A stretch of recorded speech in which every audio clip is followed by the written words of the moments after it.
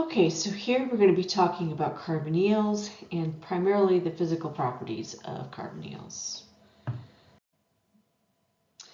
Okay, so first let's talk about the structure. So our primary, what we're looking at really when we're looking at a carbonyl is a carbon double bonded to an oxygen. So this is our functional group. And for our family, our molecular type, we're going to see two different compounds. We're going to see aldehydes and ketones. And the primary difference here is that an aldehyde is going to be at the end of a molecule.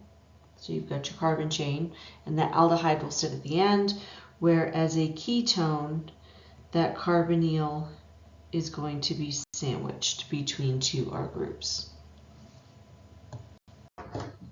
Okay, so first physical property we're going to look at is polarity. And so these are polar molecules. They will show dipole-dipole interactions with each other. So if you remember, my oxygen is electronegative, so I will have a slight negative charge on the oxygen.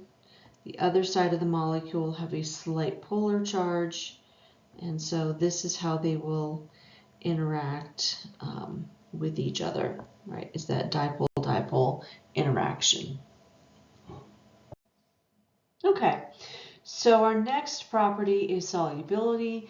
These will be slightly soluble in water, and this is due to the fact that they can behave as a hydrogen bond acceptor.